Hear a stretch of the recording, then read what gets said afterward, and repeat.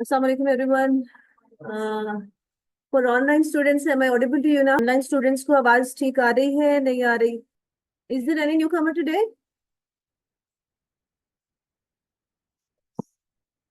और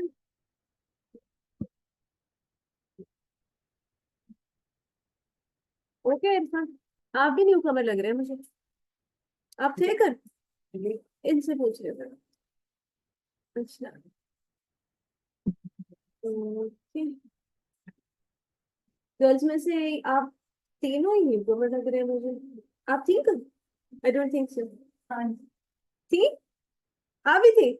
नहीं, हम न्यू कमर्स है ना। हाँ, okay okay. How are you all? End पे आते हो मुझे पूछना पड़ जाता, फिर मुझे लगता है मैसेज मैसेज उन्होंने एमसीक्यूज बनाए होंगे, उसी में से इंफॉर्मेशन लेनी है और आपने जो आपका राइट आंसर है उसको आप चूज कर लोगे। राइट,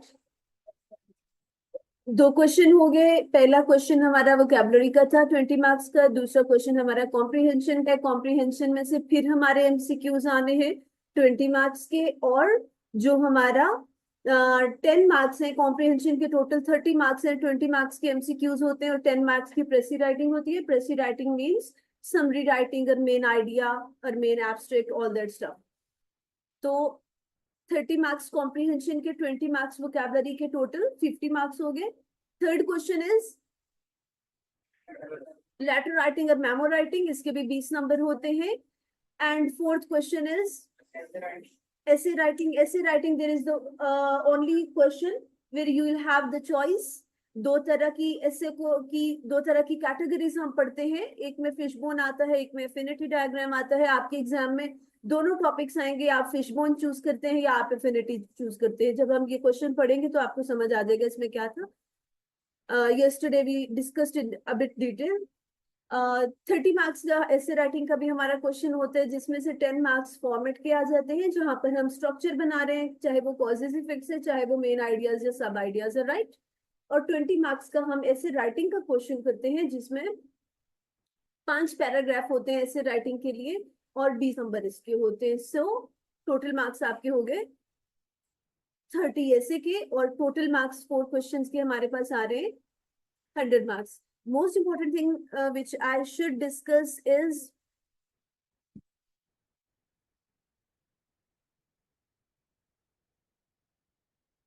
अब्दुल वहाब, अब आ रही है आवाज आपको?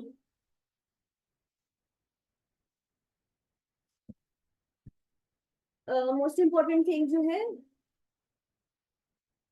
आपका जो एग्जाम है that is CB, computer based exam. Writing नहीं होती है, टाइपिंग होती है।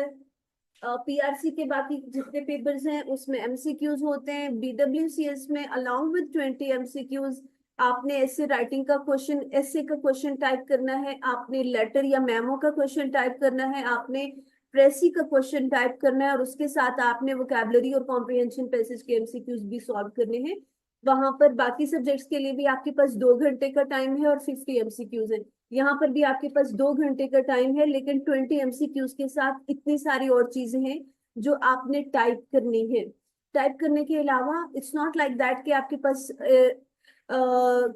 रटा रटाया फॉर्मेट है, रटा रटाया कंटेंट है। फॉर एग्जांपल हमने चाइल्ड लेबर का ऐसे कर लिया, वो आपने रटा हुआ याद कर लिया हुआ, और आपके एग्जाम में क्वेश्चन आएगा तो आपने बस वो जहन से निकाल के टाइप कर देना। It's not like that. Formats हम करेंगे, डिस्कस करेंगे, प्रैक्टिस करेंगे। क्वेश्चन आपके एग्जाम में कोई भी आ सकता है, तो आपकी प्रैक्टिस इतनी अच्छी होनी चाहिए कि टाइपिंग प्रैक्टिस के अलावा आपके पास इतना टाइम हो कि एग्जाम में आप सोच सकें कि अगर कोई न्यू टॉपिक आ गया है तो उसके कॉजेज इफेक्ट्स क्या हो सकते हैं, या उसके 5 पैराग्राफ्स में आपने क्या क्या चीजें लिखनी है। तो आइडिया जनरेशन का टाइम भी आप उसी में फिर एडजस्ट करते हैं। राइट। डिफिकल्ट थोड़ा इस तरह से है, इजी इसलिए है कि चारों जितने हमारे क्वेश्चन एग्जाम में डिस्कस हो रहे हैं,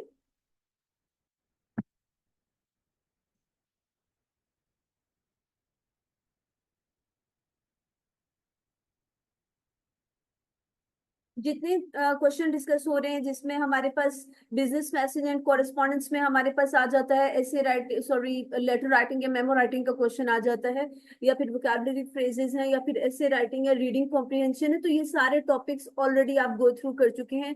there is nothing new here, right? तो आसान इस तरह से है कि बाकी सब्जेक्ट्स की बेस आपकी इतनी स्ट्रांग नहीं होती, इनकी आप 10 साल 12 साल 14 साल जितनी भी आपकी एजुकेशन है, क्योंकि कुछ इंटरमीडिएट के बाद आते हैं, कुछ ग्रेजुएशन के बाद आते हैं बच्चे, तो आपकी बेस समहाउ इसकी स्ट्रांग होती है, ग्रिप अच्छी होती है, सिर्फ आपको फॉर्मेट्स समझने होते हैं और प्रैक्टिस करनी होती है. अभी तक कोई कंफ्यूजन, कोई चीज समझ ना आ रही हो?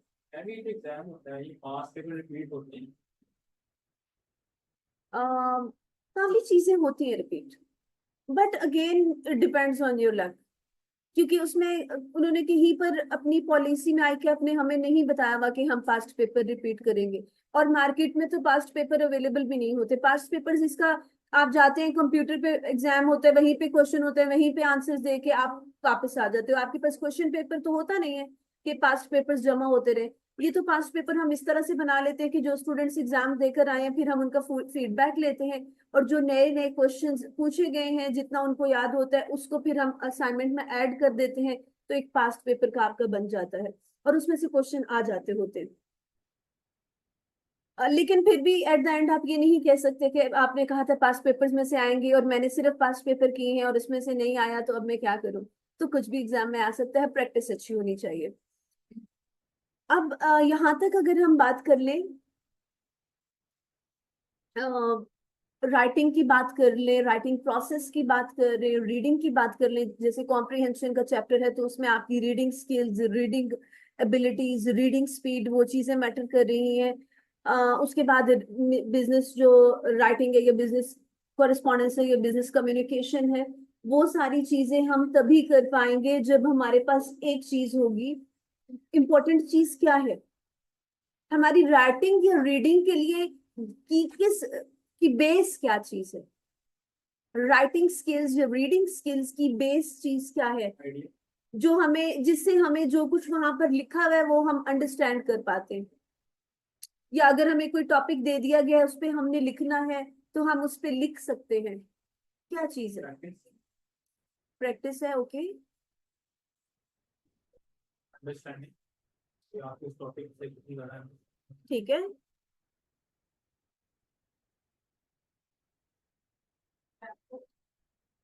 ओके, ग्रामर मिस्टेक नहीं होनी चाहिए. लेकिन अगर हम रीडिंग की बात करते हैं तो ग्रामर इंप्रूव तो होती है रीडिंग से, लेकिन ग्रामर अच्छा होना रीडिंग के लिए दैट इज नॉट रिक्वायर्ड. एक पैसेज मैंने यहाँ पर दे दिया, एक मैंने आपको आर्टिकल दे दिया यहाँ पर, उसको आपने रीड करना है, अंडरस्टैंड करना है. क्या बेस है उसके लिए? या मैंने एक टॉपिक दे दिया है, दूसरी सिचुएशन, दोनों सिचुएशंस माइंड में रखिएगा. एक मैंने यहाँ पर टॉपिक लिख दिया, उस पे मैंने कहा है कि इस पे आप ऐसे राइटिंग करें या इसके बारे में 5 पैराग्राफ्स लिख दें. तो क्या चीज आपकी बेस होगी तो आप काम कर पाएंगे.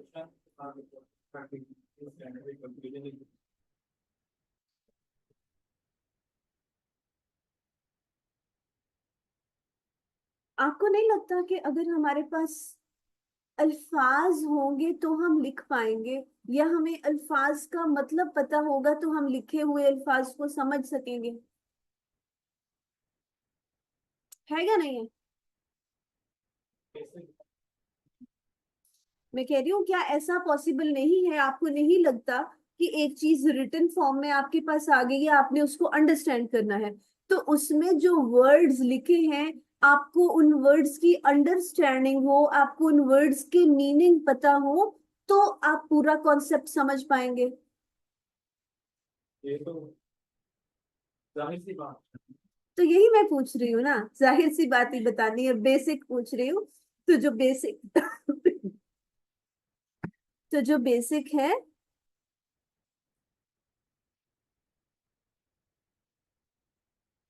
नदर क्या होता है, anyhow, so the most important thing for reading and writing abilities, that is vocabulary. If your vocabulary is strong, if you can understand the written words, if you understand the meaning of the words, if you are capable of writing new words by using the vocabulary, your writing and reading abilities will be improved definitely. हमारे पास idea है, हमें पता है कि इस बारे में क्या क्या चीजें हो सकती है, लेकिन हमें वो वर्ड लिखना नहीं आ रहे, या एक पैसेज हमें उन्होंने दे दिया है, अब हमने जो कुछ पढ़ लिया उसमें से तो समझ आ गया, कुछ कुछ हर सेंटेंस में कुछ ऐसे अल्फाज हैं जिनकी हमें मीनिंग ही नहीं समझ आ रहे, तो पूरा कॉन्सेप्ट तो क्लियर नहीं हो पाएगा। आप ऐसा ही है। text भी तो देख सकते हैं ना कि ये बात इससे रिलेटेड होगी, तो इसका कुछ इसका भी मतलब होगा। लेकिन ऐसा भी हो सकता है कि जो मेन वर्ड्स हैं उसी से ही उसका कॉन्सेप्ट चेंज हो रहा, उसका कॉन्टेक्स्ट उसी बेस पे चेंज हो रहा। फॉर एग्जांपल एक वर्ड है, उसकी हमें पता ही नहीं है कि ये पॉजिटिव कॉनोटेशन में यूज हो रहा है या नेगेटिव में हो रहा है। कोई भी वर्ड है तो उसकी हमें सेंस नहीं पता कि इसकी सेंस पॉजिटिवली जाती है, या फॉर एग्जाम्पल आपके पास आ जाता है your name Arham, Arham is a notorious person, तो क्या हम समझेंगे? सेंटेंस तो आ गया ना, तो हम क्या समझेंगे?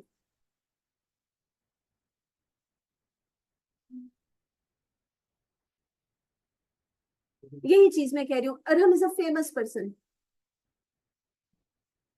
हमें नहीं पता कि किस सेंस में बात कर रहे हैं। अब फेमस का तो आपको पता चल गया कि मशहूर इंसान है, नोटोरियस का मतलब होता है वो भी फेमस होता है लेकिन बैड एक्ट्स की वजह से, बुरे काम की वजह से वो मशहूर होता है।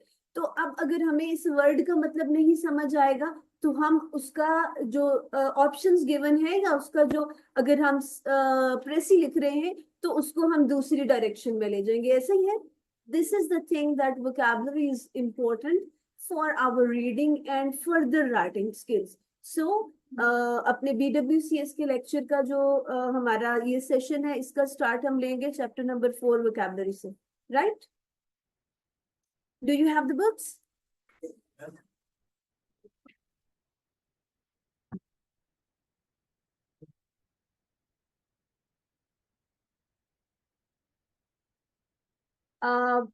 Chapter number 4 page number 79।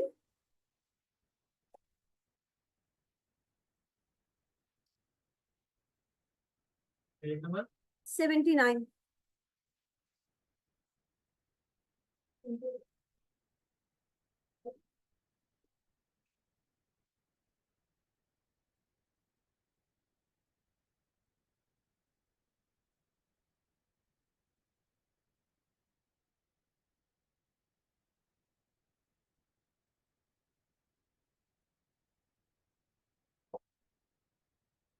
So, the first of all in vocabulary we will talk about the synonyms. Synonyms mean एक ही नहीं है।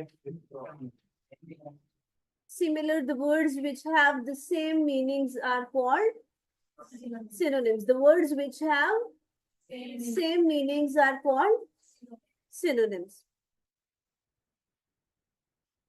You will read out the word and the synonyms as well, but आपका volume इतना होना चाहिए कि आपकी आवाज मेरे तक आए, सब पार्टिसिपेट करेंगे, बोलते हुए नजर आएंगे, वॉल्यूम इतना हो मेरे तक आए, बाकी क्लासेस डिस्टर्ब ना हो, right? Take start from the first word.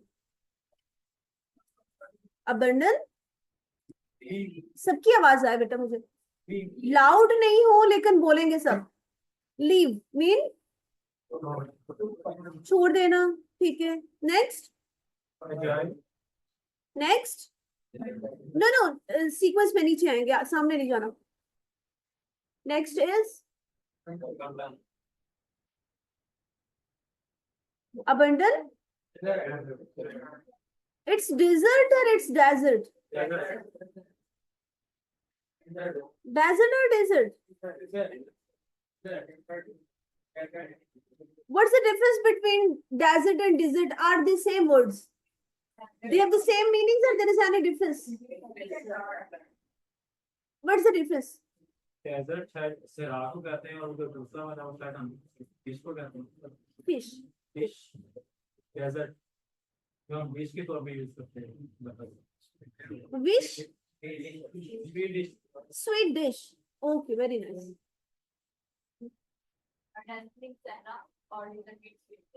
Sweet dish. Most of the time which is made by the having the milk add in that. Right, तो डेजर्ट होता है सरा और डिजर्ट होता है स्वीडिश, ऐसे ही है।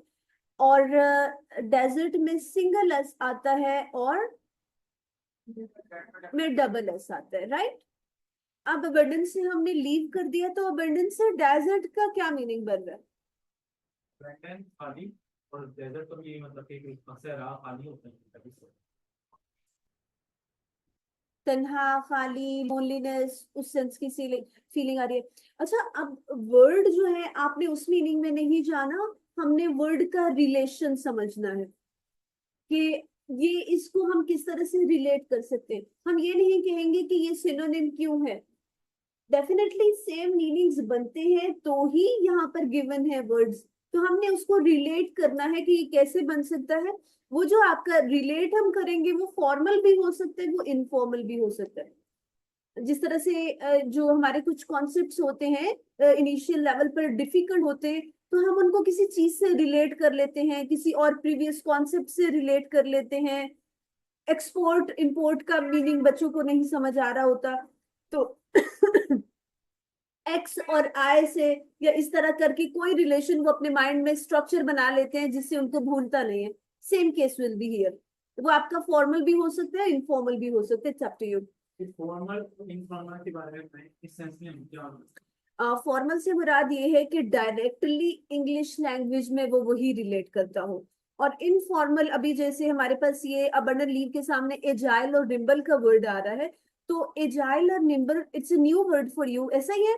आपको इसके मीनिंग नहीं आते, अगर आप एजाइल निम्बल याद करेंगे तो वो आपको रट्टा लगाना पड़ेगा। अगर हम, चूंकि एजाइल की मीनिंग होते हैं having quick and sudden movements, ठीक है, तो उसको हम रिलेट कर लेते हैं मंकी से। फुर्तीलापन भी इसका होता है, तो मंकी में उसकी जो मूवमेंट्स होती है सडन होती है, क्विक होती है, फुर्तीले होते हैं। और फिर उन मंकीज को हम रिलेट कर लेते हैं, ये समझो क्लास की इस साइड से रिलेट कर लेते हैं, तो फिर और ही नहीं भूलेगा कि जब भी एजाइल या निम्बल का वर्ड आएगा तो आपको आपस में अपना कोई दोस्त अहबाब याद आ जाएंगे। So it is informal relation. Is that clear? Okay, क्यों हंस रही हो लड़कियों? नेक्स्ट इज अप्रोक्सीमेटली, तकरीबन। नेक्स्ट, आप नहीं बोल रहे, आप नहीं बोल रहे क्यों? ये जो नए नए आए हैं और लेट आए हैं, लेट क्यों है बेटा आप? फर्स्ट क्लास है ये?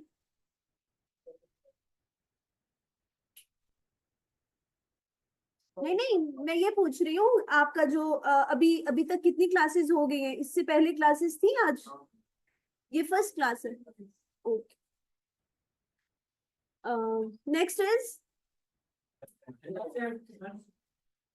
अभी अब्रॉड, हो गया अब्रॉड।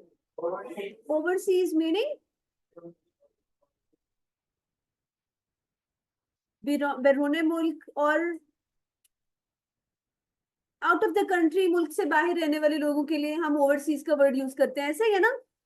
नेक्स्ट, एब्सेंट, कैसे रिलेट करेंगे हम? Oh my God, thank you so much Ayesha.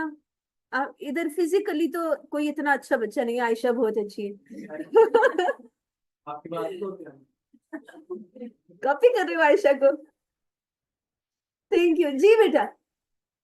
कैसे रिलेट करेंगे हम एब्सेंट और अवे को?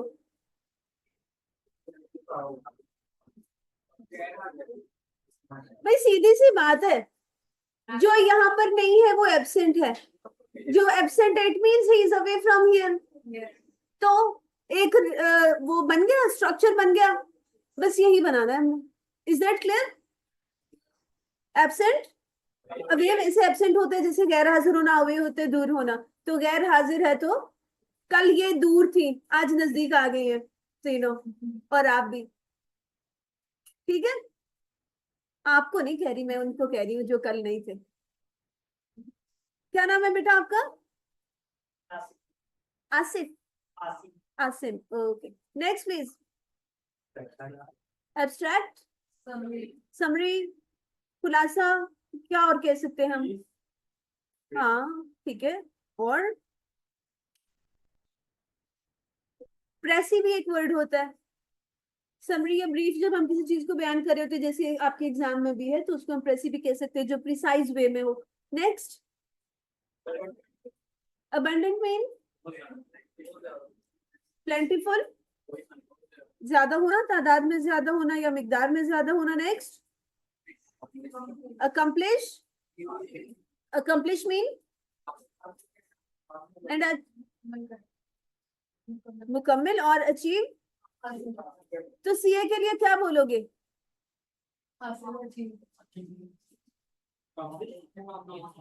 डिग्री तो आपकी होगी accomplish, that you accomplished your degree, आपने अपनी डिग्री मुकम्मल कर ली। और अगर वैसे देखा जाए तो it will be your achievement to be a chartered accountant. So these are the synonyms, right? Next, accumulate, build up, जमा करना।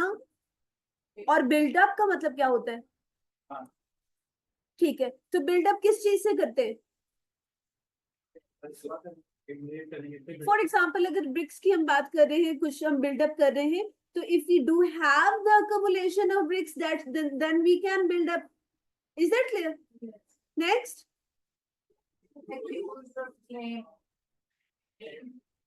इल्जाम लगाया। Next, achieve, accomplish, same. Next,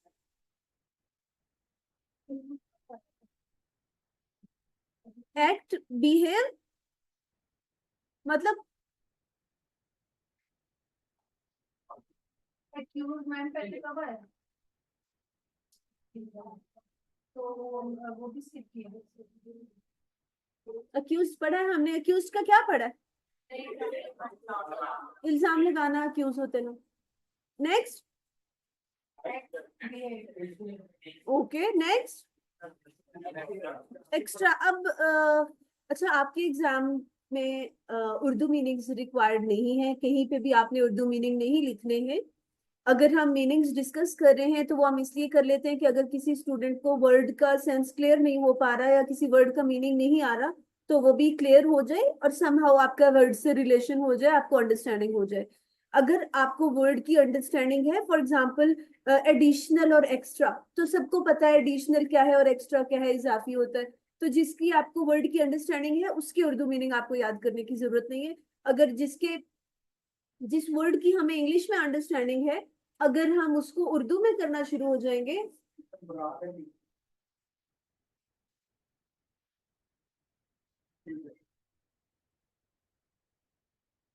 इसमें यह है कि जिसकी आपको इंग्लिश सेंस क्लियर है, इंग्लिश मीनिंग क्लियर है, अगर हम उसके उर्दू में भी पढ़ना शुरू हो जाएंगे तो फिर वो यही बात हो जाएगी, एडिशनल या एक्स्ट्रा वर्क हो जाएगा। राइट? सो एडिशनल, आपने शुरू में लफ्ज़ यूज किया था नोटोरियस, इसका मतलब तलाक ही होता है। अभी तक वही सुई अटकी हुई है। नहीं पता मुझे, परेशान कर the sense, the purpose is कि जिस वर्ड का आपको मीनिंग नहीं आता है, जब तक आपको उसका मीनिंग नहीं आएगा, आप अपना जो कॉन्सेप्ट है वो क्लियर नहीं कर पाओगे। आप अपनी जो आप प्रेसी लिखते हैं उसमें भी आप डिस्ट्रैक्ट हो सकते हैं, किसी और तरफ जा सकते हैं। And same case with your MCQs. So क्या मीनिंग था उसको छोड़ दे, मीनिंग पर्पस जो था उसको समझे। ठीक है? नेक्स्ट जी, एडहेयर क्या मतलब होता है? चिपकाना, चिपकाना, चिपकना। नेक्स्ट, एडमिनिस्टर, मैनेज, इंतजाम। नेक्स्ट, एडमिट क्या होता है? इकरार करना। और कन्फेस, मान लेना, तस्लीम करना। चलो ठीक है। नेक्स्ट, एडवांटेज, वेड़चू कैसे रिलेट करेंगे?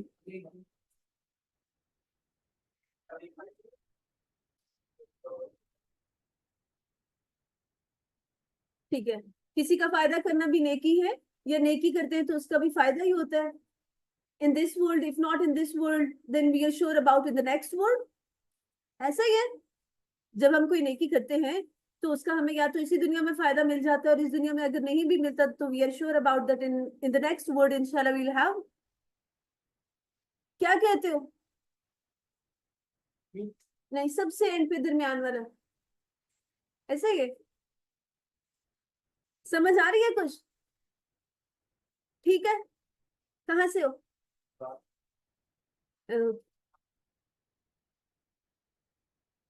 नेक्स्ट इज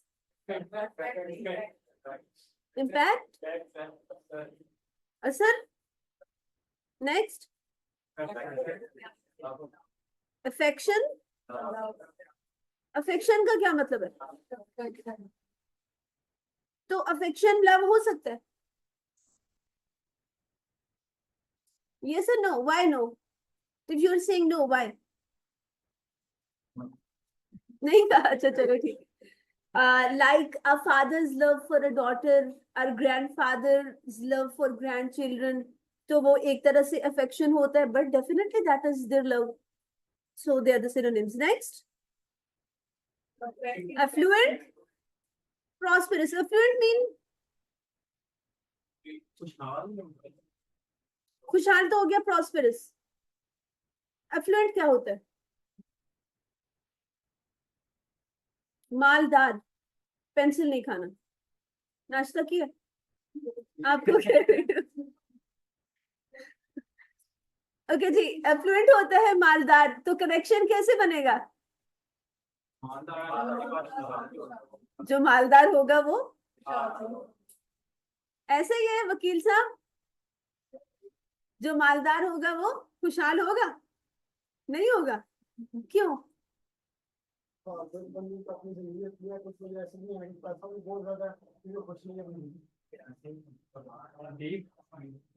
अब क्या करें? नहीं हो सकता। मरियम क्यों नहीं हो सकता?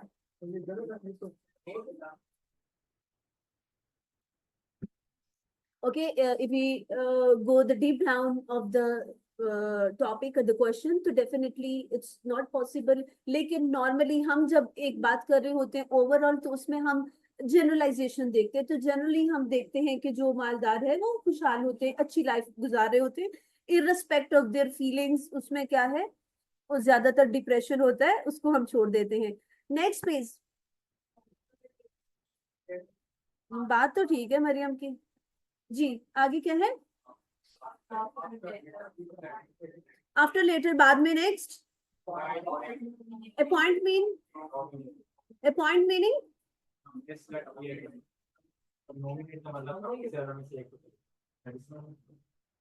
तो एक को अब एक को अपॉइंट किए तो फॉर एग्जांपल वो क्या ज्यादा लोगों में से नहीं किया?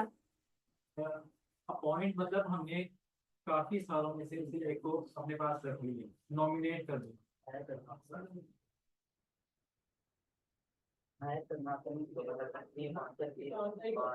ठीक है, अपॉइंट होता है हायर करना, मुकर्रर कर देना। नॉमिनेट क्या होता है? काफी सालों में से सही कह रहे हैं। अपॉइंट में भी और नॉमिनेट में भी, दोनों में ही एक पर्सन को सिलेक्ट किया जाता है। अपॉइंट में होता है कि उसको मुकर्रर कर दिया जाता है, अपॉइंट कर दिया जाता है ऑफिशियली, और नॉमिनेट में होता है कि वो जो सिलेक्शन होती है उसको पब्लिकली अनाउंस किया जाता है। अब सिलेक्ट तो वो जो नॉमिनेशंस होती हैं उनको भी तो पहले सिलेक्शन होती है ना, जिस तरह से ये अपॉइंटमेंट हुई है उनकी भी ऐसे ही सिलेक्शन होती है। लेकिन नॉमिनेशंस में क्या होता है, जिस तरह से ये अवार्ड शोज देखते हैं ना, नॉमिनेशंस आर, तो उसमें क्या होता है कि पब्लिकली अनाउंस किया जाता है। और अपॉइंट में भी उसको मुकर्रर ही करते हैं, लेकिन पब्लिकली अनाउंस नहीं करते हैं, बस कर दिया जाता है, जिस तरह से किसी की जॉब अपॉइंटमेंट हो गई and all that stuff. Next, appreciable, considerable, क्या मीनिंग है? काबिले तारीफ और काबिले गौर कंसिडरेबल होता है। ठीक है, रिलेशन क्या बनेगा काबिले तारीफ और काबिले गौर? तो काबिले तारीफ और काबिले गौर ही पता कैसे लगेगा काबिले तारीफ है? काबिले गौर है तो काबिले तारीफ है, ये भी तो कह सकते हैं हम। ठीक है, नेक्स्ट प्लीज। अप्रोच, नियर, पहुंच आपके लिए, तो क्या रिलेशन बनाएंगे? किसी को क्रॉस करके होंगे तो हाँ, फॉर एग्जाम्पल आपकी जो साथ बैठी हैं, आप इनको एक लगा सकती हैं, लेकिन जो एंड पे बैठी है इनको नहीं लगा सकती, तो वो आपके नजदीक है, तो वो आपकी पहुंच में है। सही है, चलो ठीक है। नेक्स्ट,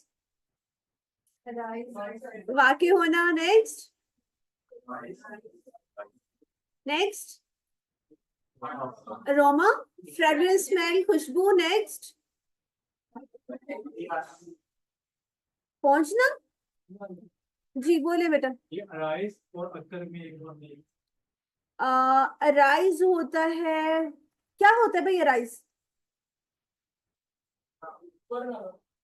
उभरना, ठीक है। और अकर क्या होता है? वाकई होना। कैसे रिलेट कर सकते हैं?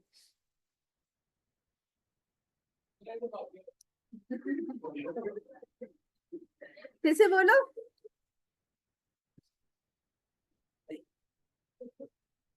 फिर से बोलो, क्या कह रहे हो आप? बात तो बात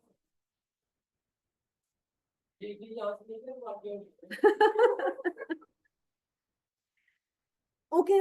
अच्छा, कुछ ऐसे वर्ड्स हैं कि जिनका हम रिलेशन नहीं बना पाते। अब ये जो मोस्टली रिलेशन हम बना रहे हैं वो इनफॉर्मल ही बना रहे हैं, तो जिसका रिलेशन नहीं आप बना पा रहे हो उसको फिर आप याद रख लोगे, अराइज उभरना है, और अकर जो है वो वाकया होना है, but they are the synonyms, right. मजीद इस पे अगर आपको नहीं समझ आ रही तो आप रिसर्च करेंगे। Next please, next, agile, agile, nimble mean active person. ठीक है, यहाँ पर कौन कौन है एजाइल? हाँ,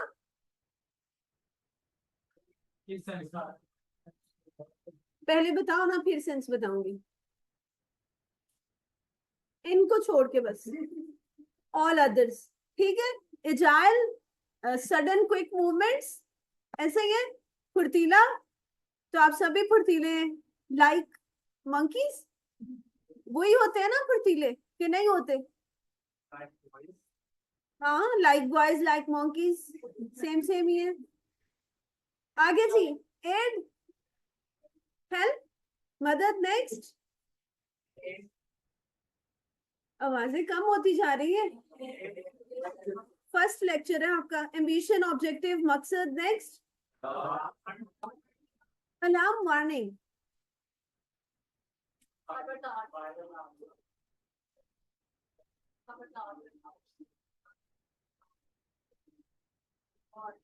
अलार्म जो होता है मोस्टली, वैसे इसका जो स्पेसिफिक मीनिंग है अलार्म का, वार्निंग ही होता है। अलार्म डिफरेंट सिचुएशंस के होते हैं, हमने उसको रिलेट कर लिया सिर्फ अलार्म को सुबह जागने के लिए, but alarm means to alert, get alert. वो किसी सिचुएशन के भी हो सकता है, बहुत सेंसिटिव भी हो सकती है, नॉर्मल भी हो सकती है, जिस तरह से फायर अलार्म्स होते हैं, फ्लड अलार्म्स होते हैं, या फिर नॉर्मल वे में फॉर वेकिंग अप अलार्म्स होते हैं। नेक्स्ट इज एलाइव, फ्रेंड, दोस्त। इंपॉर्टेंट है ये वाला वर्ड, एजाइल भी और एलाइव भी। नेक्स्ट,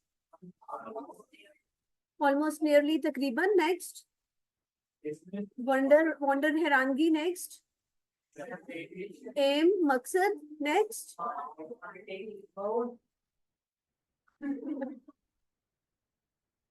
जी बॉस, अमाउंट। आगे बोलो, क्वांटिटी, मीनिंग, मिकदार। नेक्स्ट, एंशियंट, ओल्ड, कदीम, पुराना। नेक्स्ट, अच्छा, इरिटेशन समझते हैं? लड़कियां बहुत वर्ड यूज करती है, डोंट इरिटेट मी। तंग होना, इरिटेट होना किसी से, ठीक है। और एंगर और रैथ में क्या डिफरेंस है? पागलपन हो जाएगा और एंगर थोड़ा सा सही कह रहे हैं, क्या सोच रहे हो? मैंने किस में डिफरेंस पूछा है अभी? एंगर और रैथ में पूछा है मैंने। अच्छा जी, अब वही बात है, एंगर गुस्सा होना होता है, और गुस्से की जो एक्सट्रीम फॉर्म है दैट इज रैथ। बहुत ज्यादा शदीद गुस्सा हो जाना वो रैथ में आ जाता है सेम ही। नेक्स्ट, बॉदर इरिटेट वही चीज है। नेक्स्ट, ईयरली सालाना। नेक्स्ट, नेमलेस जिसका कोई गुमनाम नाम पता आता कोई नहीं। नेक्स्ट,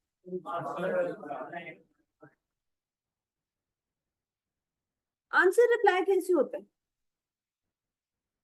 जो एंड पे बैठे हैं आप बेटा।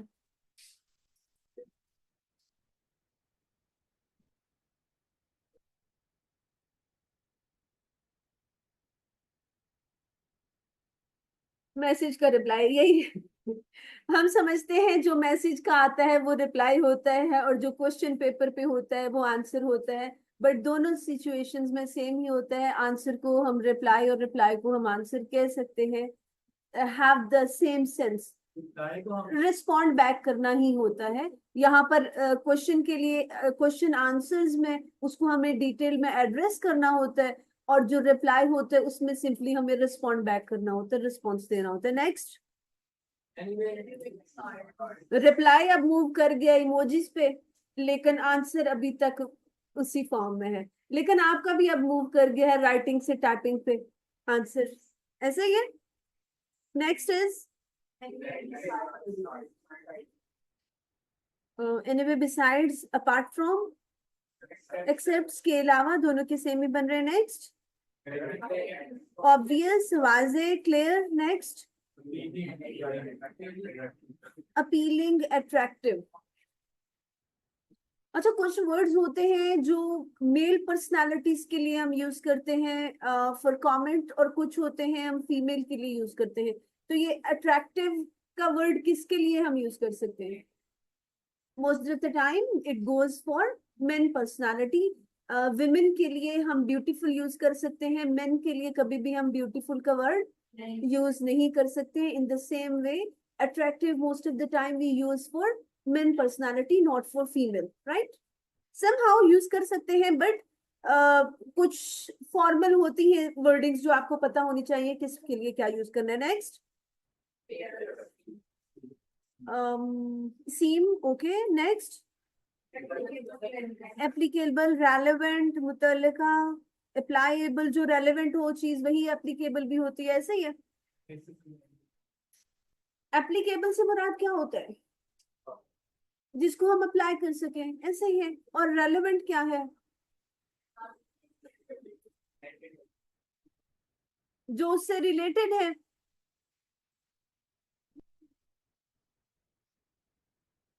फॉर एग्जाम्पल, आप किसी ऐप की बात कर रहे हैं, ठीक है, तो उसमें आप कौन से रूल्स रेगुलेशंस, या कोई आप गेम खेल रहे हैं तो उसमें क्या आप अप्लाई करते हो? जो उससे रेलेवेंट ट्रिक्स एंड वो होती है टेक्निक्स है, वही यूज करोगे ना। कोई भी आप गेम खेल रहे हैं, फॉर एग्जाम्पल ऑनलाइन कोई गेम खेल रहे हैं, तो उससे रेलेवेंट ट्रिक टेक्निक्स ही हम यूज करते हैं ना, कि नहीं? तो इस तरह से आप इसको रिलेट कर सकते हैं एप्लीकेबल और रेलेवेंट, यानी जिस चीज को, रेलेवेंट चीज को, मुतल्लिका चीज को जिसको हम अप्लाई कर सकते होते हैं। नेक्स्ट,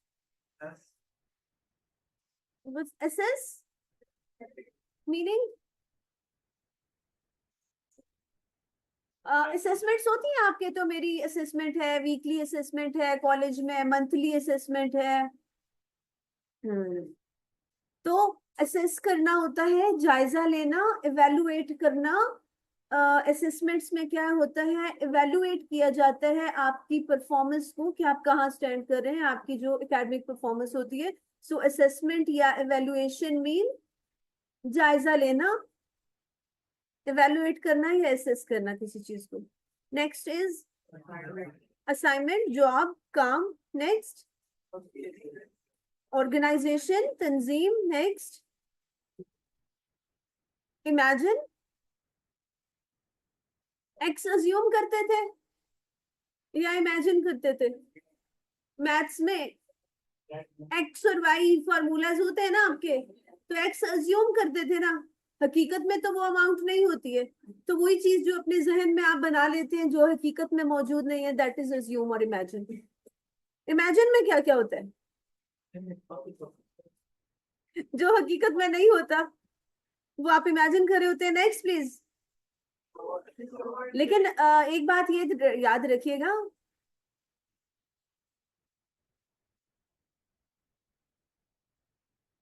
कि अगर आपकी इमेजिनेशंस अच्छी होंगी, अगर आपके ड्रीम्स अच्छे होंगे, आपकी थिंकिंग अच्छी होगी, तो आपके उसके रिजल्ट्स और आपके अचीवमेंट भी पॉजिटिव होंगी।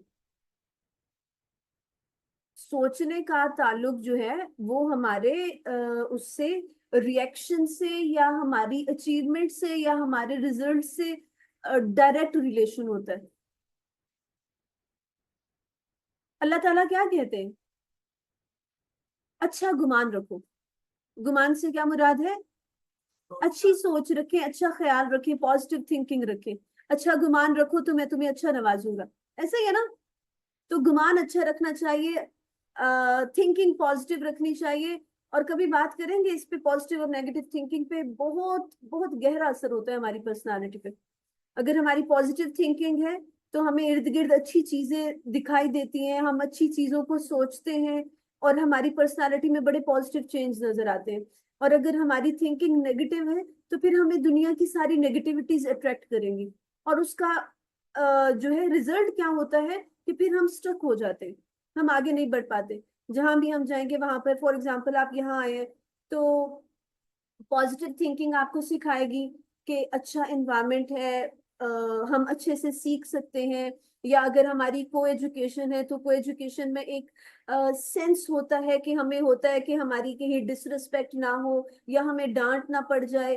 तो इसका हमारी स्टडीज पे बड़ा पॉजिटिव इम्पैक्ट आता है कि हम ज्यादा कॉन्शियस होके पढ़ते हैं और अच्छा पढ़ते हैं। ठीक है, ये पॉजिटिव थिंकिंग है। और जब आप ये सोचोगे तो फिर अल्टीमेटली आपके जो फर्दर रिजल्ट्स हैं उसमें यही चीजें आपको नजर आएंगी कि एक तो आपका कॉन्फिडेंस डेवलप होता है, आपको एक दूसरे को फेस करना आ जाता है, और आप अच्छे रिजल्ट्स दे सकोगे।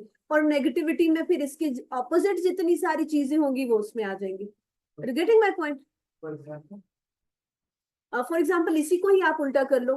जिस तरह से आपने कहा आप यहाँ आए हो, आपका पॉजिटिव एनवायरनमेंट है, आप अच्छा समझ रहे हैं, तो वो आपकी पॉजिटिव थिंकिंग आ गई। उसी को आप यहाँ आते हो, आप कहते हो कि नहीं ये तो कर्टन थोड़ा सा टेढ़ा है, इसका तो पाइप यहाँ से यहाँ आया हुआ है, तो को एजुकेशन में तो और भी चीजें हो सकती हैं। नेगेटिविटी, तो वो फिर आप नेगेटिविटी में जब जाओगे तब वहीं पे स्टक हो जाओगे, फिर ग्रूम नहीं कर पाओगे। फिर आपको for the time being you will feel that it's good. जब हम डिस्कस कर रहे होते हैं, दूसरों की बुराइयां डिस्कस कर रहे होते हैं, तो मजा आ रहा होता है, अच्छा फील कर रहे होते हैं। लेकिन उसमें क्या होता है, आपकी सेल्फ ग्रूमिंग नहीं हो रही होती है। और जब हम डिस्कस कर रहे होते हैं कि इस पर्सन में ये वाली अच्छी चीज है, I should adopt all those good things, तो क्या है, आपकी ग्रूमिंग हो रही होती है। This is the difference. वो तो पॉजिटिव थिंकिंग है ना। नेगेटिव चीज देखिए तो हम उससे पीछे नहीं। पॉजिटिव में आप समझते हैं, नेगेटिव में ये है कि आप नेगेटिव थिंकिंग से मुराद होती है कि वो आपको नेगेटिविटी की तरफ इन्फ्लुएंस कर रही होती है चीज, आप उसे इम्प्रूव नहीं कर पा रहे, आप नेगेटिविटी की तरफ इन्फ्लुएंस हो रहे हैं, that is negative thinking. Anyhow next is astonish. Oh time is over.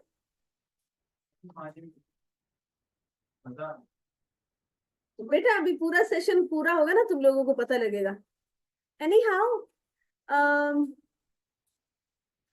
चले, इसके बाद एस्टोनिश, अट्रैक्टिव, अवे और आफुल, यहाँ तक आप कल पढ़ के आएंगे। वर्ड्स मैंने पूछने हैं, सिनोनिम्स आप बताएंगे, याद करके आना है जुबानी पूरा पेज। और इंशाल्लाह कल फिर इसी तरह से आगे हम डिस्कस करेंगे और आप याद करके आओगे। वोकैबलरी का पोर्शन हमारा बहुत ज्यादा लेंथी है, बाकी क्वेश्चंस के साथ साथ भी हम वोकैबलरी करेंगे तो बहुत मुश्किल से कंप्लीट हो पाएगी।